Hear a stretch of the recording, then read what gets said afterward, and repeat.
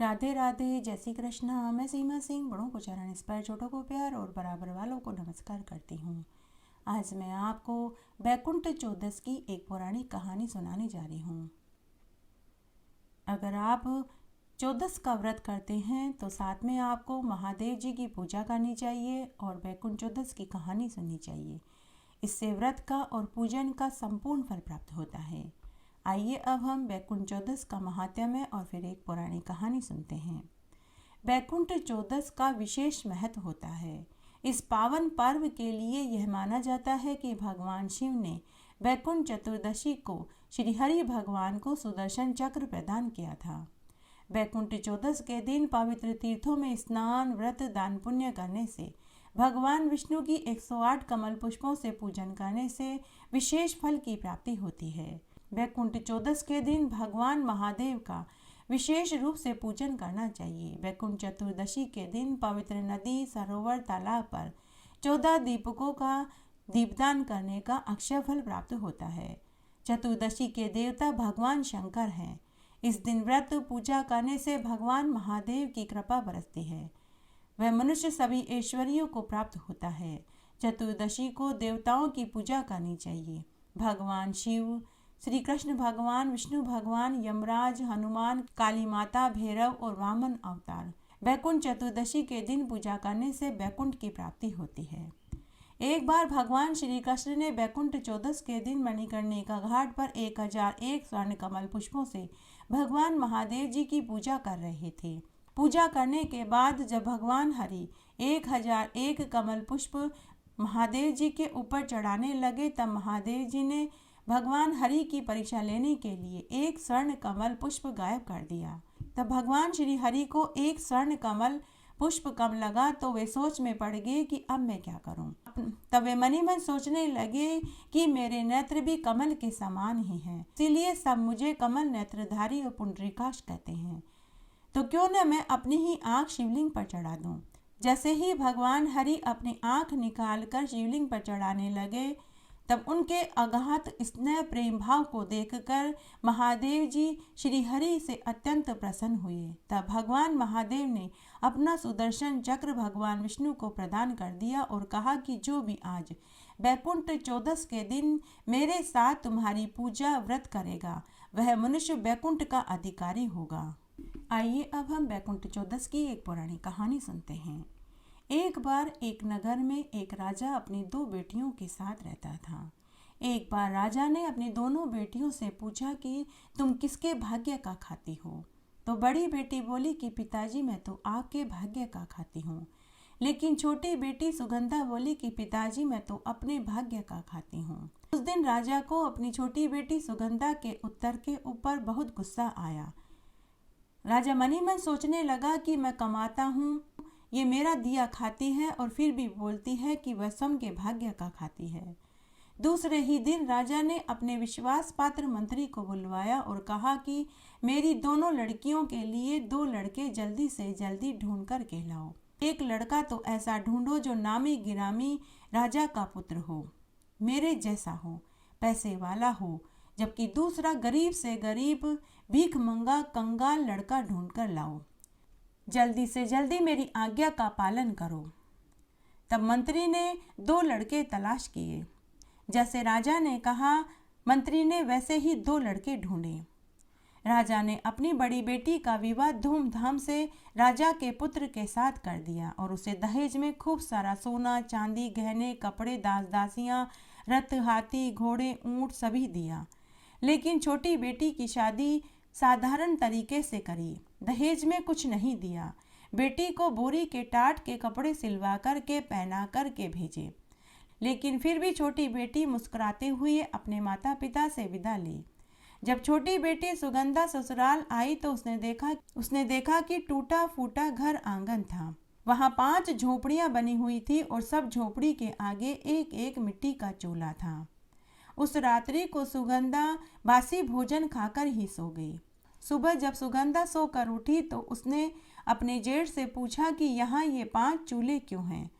तब सुगंधा का जेठ बोला कि बेटी हम 5 भाई हैं, तुम हमारे 5वें छोटे भाई की दुल्हन हो और हम चारों तुम्हारे जेठ हैं।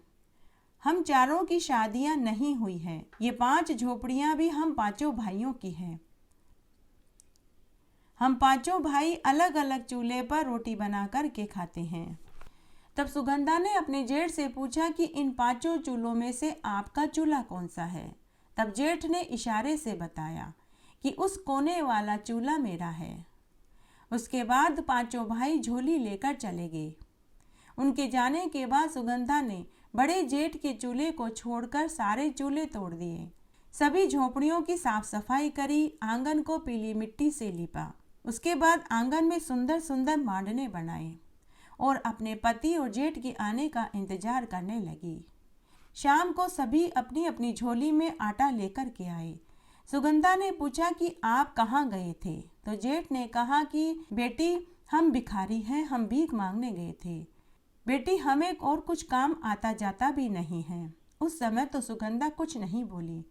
उसने कहा कि आप अपनी झोलियों को यहाँ रख दो और आप सभी तालाब पर स्नान करके आओ। आते समय ठाकुर जी के मंदिर में दर्शन करके आना। तब तक मैं आप सबके लिए खाना बनाती हूँ। जब सभी भाइयों ने घर के आंगन में साफ सफाई देखी, सुंदर सुंदर मांडने देखे तो उन्हें बड़ा आश्चर्य हुआ। तभी एक जेठ सबसे बोला कि देखो, इसने तो हमारे सारे चूल्हे तोड़ दिए हैं। यहाँ तो सिर्फ एक ही चूल्हा दिखाई दे रहा है। तब सुगंधा बोली कि आज से हम एक ही चूल्हे पर रोटी बनाएंगे और मैं भोजन बनाऊंगी, आप सब भोजन करना। उन सभी में बड़ा जेठ कुछ समझदार था। उसने अपने छोटे चारों भाइयों से कहा कि जैसा बहू कहेगी हम वैसा ही करेंगे। तुम सब मेरे साथ चलो, हम तालाब पर स्नान करके आएंगे। वे 5 भाई महीनों तक नहीं नहाते थे। उनके ढाड़ी मूंछ बड़ी हुई थी। सबसे पहले उन्होंने ढाडी मूछें कटवाई। फिर सबने तालाब पर रगड़ रगड़ कर स्नान किया, साफ साफ कपड़े पहने। आते समय वे मंदिर में दर्शन करने गए। कभी उन्होंने मंदिर में दर्शन तक नहीं किए थे तो उन्हें मालूम ही नहीं था कि वहां जाकर क्या करना है। तब जैसा बड़ा भाई कर रहा था, चारों भाइयों ने भी वैसा ही किया। बड़े भाई ने हाथ जोड़कर प्रणाम किया तो चारों भाइयों ने भी हाथ जोड़कर प्रणाम किया। उसके बाद वे घर आ गए। घर आया तो उन्हें स्वादिष्ट हलवा, पूड़ी, सब्जी खाने को मिली। आज से पहले उन्होंने इतना स्वादिष्ट भोजन कभी नहीं खाया था। इस तरह भोजन खाकर वे रात्रि में सो गए। सुबह जब वे झोली उठाकर जाने लगे तो सुगंधा ने कहा कि आज से आप भीख नहीं मांगोगे। तब बड़े जेठ ने सुगंधा से कहा कि बहू, हमें तो भीख मांगना ही आता है, दूसरा तो कोई काम ही नहीं आता है। तब सुगंधा ने सबसे कहा कि जो भी काम मिले आप वही करना, लेकिन भीख मत मांगना। उसके बाद सुगंधा ने उन सब की झोलियां वहीं रखवा ली। सभी भाई घर से काम की तलाश में निकल पड़े। सभी भाई अलग अलग दिशा में काम की तलाश में निकल पड़े। तब सुगंधा के पति को गेहूं की बोरियां ढोने का काम मिला तो किसी को ट्रॉली खींचने का काम मिला। इस तरह चारों भाइयों को कोई न कोई काम मिल गया, लेकिन बड़े भाई को कोई काम नहीं मिला।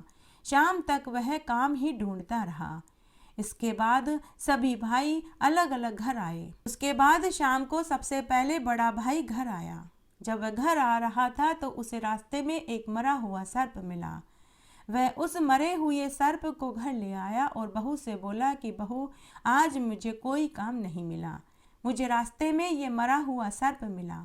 बहू, अब मैं इस सर्प का क्या करूं? तो सुगंधा ने कहा कि आप इस सर्प को झोपड़ी के ऊपर फेंक दीजिए। उसके बाद चारों भाई घर आए। सबसे पहले सभी तालाब पर स्नान करने के लिए गए, ठाकुर जी के दर्शन करने के लिए मंदिर में गए। उसके बाद उन्होंने स्वादिष्ट भोजन खाया और भोजन खाकर सो गए। दूसरे दिन पूरे नगर में एक खबर आग की तरह फैल गई कि कोई रानी का 9 लका हार चोर चुरा कर के ले गया। जिसे भी मिले वो वापस राजा रानी को लौटा दे, राजा उसको मुंह मांगा इनाम देंगे। उसी दोपहर एक चील जब 5 भाइयों की झोपड़ी के ऊपर से गुजरी तो उसकी चोंच में रानी का 9 लका हार था। उसने 9 लका हार उनकी झोपड़ी पर गिरा दिया और मरा हुआ सर्प लेकर उड़ गई। उसके बाद शाम को 5 भाई घर आए। जब 5 भाई घर आ रहे थे तो बड़े भाई ने झोपड़ी के ऊपर चमकती हुई सी कोई चीज देखी तो उसने उसे उठाया और उसको लाकर अपने छोटे भाई की पत्नी को दे दिया। उस हार को देखकर सुगंधा समझ गई कि यह हार तो राजा और रानी का ही है। सुगंधा ने अपने जेठ से कहा कि आप यह हार ले जाकर राजा रानी को दे देना। दूसरे दिन जेठ उस हार को लेकर राजा के महल में गया और वह हार ले जाकर राजा को दे दिया। राजा रानी हार पाकर बहुत खुश हुए और बोले कि भाई, तुमने तुम्हारी रानी का बेशकीमती हार लौटाया है। अब तुम अपने मन पसंद की कोई भी चीज़ मांग सकते हो। तुम बोलो तुम्हें क्या चाहिए। तुम कहो तो 100 बीघा जमीन तुम्हारे नाम कर दूं। तुम कहो तो तुम्हारे नाम 40 गांव कर दूं। तुम कहो तो तुम्हें 40 गांव का सरपंच बना दूं। तुम कहो तो तुम्हें महल में मंत्री बना दूं। सोना चांदी ऊंट घोड़ा हाथी जो भी तुम मांगोगे मैं वह सभी दूंगा। तुम कहो तो मैं तुम्हें 1000 सोने की अशर्फियाँ दे दूं। तुम बोलो तुम्हें क्या चाहिए। तब सुगंधा का जेठ राजा से बोला कि हे महाराज, मुझे मांगना नहीं आता। मैं अपने छोटे भाई की पत्नी से पूछकर बताऊंगा। उसके बाद सुगंधा का पति घर आया, अपने छोटे भाई की पत्नी को पूरी बात बताई। तब सुगंधा अपने जेठ से बोली कि आप राजा से कहना कि हे महाराज, बैकुंठ चौदस के दिन कोई भी दीपक न जलावे। बैकुंठ चौदस के दिन पूरे गांव में अंधेरा रहे और हे महाराज, आपके महल में भी कोई दीपक न जलावे। बस मुझे यही इनाम चाहिए। तब जेठ ने जाकर राजा से पूरी बात कही। जेठ ने जाकर राजा रानी से कहा कि हे महाराज, मुझे इनाम में बस यह चाहिए कि बैकुंठ चौदस के दिन पूरे गांव में कोई भी दीपक बाती न जलावे और हे महाराज, आप अपने महल में भी उस दिन अंधेरा रखें। बस मुझे इनाम में यही चाहिए और कुछ नहीं चाहिए। तब राजा ने कहा कि अरे भाई, बस इतनी सी बात, तुम्हारी बात का मान रखा जाएगा। महल में ही क्या, पूरे नगर में उस दिन कोई दीपक नहीं जलाया जा। तब राजा ने पूरी नगरी में यह ढिंडोरा पिटवा दिया कि बैकुंठ चौदस के दिन कोई भी दिया बाती न जलावें। उस दिन सब अपने घरों में अंधेरा रखें। तब उस दिन पूरी नगरी में ही नहीं, राजा के महल में भी अंधेरा रहा। किसी ने भी दिया बाती नहीं जलाया। बैकुंठ चौदस का अपमान करने के कारण राजा का सारा वैभव धन गायब हो गया। बैकुंठ चौदस का अपमान करने के कारण राजा का सारा वैभव जाता रहा। उधर बैकुंठ चौदस के दिन सुगंधा ने पूरी झोपड़ी में छोटी छोटी लाइटें लगवाई, दीपक जलाया, घर आंगन में मांडने मांडे, घर में केसर की अगरबत्ती जलाई। शाम हुई, रात हुई। जब माँ लक्ष्मी वहाँ भ्रमण करने के लिए आई तो उसे पूरी नगरी में अंधेरा दिखाई पड़ा। मात्र एक झोपड़ी में रोशनी हो रही थी। तब माता लक्ष्मी गिरती पड़ती लहूलुहान होती हुई सुगंधा की झोपड़ी के पास गई और दरवाजा खटखटाया। अंदर से सुगंधा बोली कि कौन है। बाहर से माता लक्ष्मी ने कहा कि मैं इस घर की बेटी हूँ। तब सुगंधा ने कहा कि जाओ, हमारे यहाँ तुम्हारे लिए खाने को कुछ नहीं है। इस तरह माता लक्ष्मी ने 2 बार दरवाजा खटखटाया। दोनों बार ही यही बात हुई। तीसरी बार माता लक्ष्मी ने फिर से दरवाजा खटखटाया। भीतर से सुगंधा ने कहा कि कौन है। इस बार माता लक्ष्मी ने कहा कि मैं इस घर की बहू हूँ, अब तो दरवाजा खोलो। झट से सुगंधा ने दरवाजा खोला और आरती का थाल लेकर माता लक्ष्मी का स्वागत किया, आरती करी और चौकी पर बैठाया और मिठाई का भोग लगाया। सुबह जब पांचों भाई सोकर उठे तो उन्होंने देखा कि उनका टूटा फूटा महल की जगह सुंदर महल नुमा मकान खड़ा था। घर में जगह जगह अन्न धन के ढेर पड़े थे। यह देखकर पांचों भाइयों को महान आश्चर्य हुआ। पांचों भाई अब सुखमय जीवन जीने लगे। कुछ ही समय में वे केसर कस्तूरी का व्यापार करने लगे। दिन दूनी रात चौगुनी तरक्की करने लगे। उनके घर में नौकर चाकर हाथी घोड़े ऊंट सभी हो गए। दूर दूर तक उनकी प्रसिद्धि फैल गई। दूसरी तरफ सुगंधा के पिता का सारा ठाट बाट जाता रहा। सुगंधा की बड़ी बहन को उसके ससुराल वालों ने घर से निकाल दिया। सुगंधा के पिता के घर का ठाट बाट जाता रहा। सभी नौकर चाकर हाथी घोड़े ऊंट सभी जाते रहे। सुगंधा के पिता भी अब केसर कस्तूरी का व्यापार करने लगे। तब एक दिन राजा ने सुना कि किसी नगर में कोई केसर कस्तूरी का व्यापार करता है। और वो माल का 4 गुना पैसा देते हैं। तब सुगंधा के पिता ने सोचा कि मैं वहीं जाकर अपनी केसर कस्तूरी बेचता हूँ, और उसी नगर में मैंने अपनी छोटी बेटी का भी ब्याह करा था, वहाँ जाकर उसकी भी दशा देख लूँ। जब मैंने अपनी बड़ी बेटी का विवाह खूब सोच भाल कर एक राजा के बेटे से किया था, जब उसकी ऐसी दशा है तो उसकी तो पता नहीं कैसी दशा होगी। तब सुगंधा के पिता ने अपना वेश एक व्यापारी का बनाया और उस नगरी में पहुंच गए जहां सुगंधा रहती थी, और उस नगरी में जाकर वे जोर जोर से आवाज़ लगाने लगे कि कोई केसर कस्तूरी ले लो, कोई केसर कस्तूरी ले लो। तभी सुगंधा ने अपने पिता की आवाज़ को पहचान लिया। उसने अपने नौकरों को बुलाकर के कहा कि जाओ उस व्यापारी को महल में बुलाकर के लाओ और उसकी केसर कस्तूरी मुँह मांगे दाम पर खरीद लो और उन्हें बढ़िया से बढ़िया स्वादिष्ट भोजन खिलाओ। उसके बाद सुगंधा के नौकरों ने सुगंधा की आज्ञा का पालन किया। तब सुगंधा के नौकरों ने सुगंधा के पिता को खाना खाने के लिए बैठाया। सुगंधा बार बार नए नए कपड़े और गहने पहनकर अपने पिता को भोजन परोसने के लिए आने लगी। अंत में सुगंधा पान का बीड़ा सुपारी लेकर उन्हीं कपड़ों में पिता के पास पहुंची जिन कपड़ों में उसके पिता ने विदा किया था, अर्थात वह टाट की बोरी के कपड़े पहन करके पिता के सामने पहुंची। उसे देखकर पिता ने कहा कि बेटी, क्या तुम इस घर की नौकरानी हो? तब सुगंधा बोली कि पिताजी, यह पूरा घर कारोबार सभी मेरे भाग्य से हैं, यह सब कुछ मेरा है, मैं यहाँ इस घर की मालकिन हूँ। तब पिता ने कहा कि लेकिन बेटी, तूने तो वही कपड़े पहन रखे हैं जिन्हें पहनाकर मैंने विदा किया था। तब सुगंधा ने अपने पिता से कहा कि पिताजी, यह कपड़े तो मैं आपको दिखाने के लिए पहन कर के आई हूँ, उससे पहले आपको भोजन परोसने के लिए जो अच्छे अच्छे कपड़ों और गहनों में जो स्त्री आई थी वो मैं ही थी। पिताजी, मैं अपने भाग्य का खाती हूँ। उस समय उसके पिताजी को भी बहुत शर्मिंदगी हुई। उसके पिताजी अपनी बेटी से बोले कि बेटी, तू जीती मैं हारा। उस दिन उसके पिता को भी पूर्ण एहसास हो गया था कि सभी मनुष्य अपनी अपनी किस्मत का खाते हैं। इस कहानी से हमें यह शिक्षा मिलती है कि कोई किसी के भाग्य का नहीं खाता, हर एक इंसान अपनी किस्मत की खाता है। भर्तियों तो पूरी हो तो परवान चढ़े, भूले बिसरे नाम तेरे भंडार में भरे। इस तरह आज हमने बैकुंठ चौदस की एक पौराणिक कहानी सुनी। आशा करती हूँ यह आपको जरूर पसंद आएगी। मेरे साथ बने रहने के लिए आपका धन्यवाद।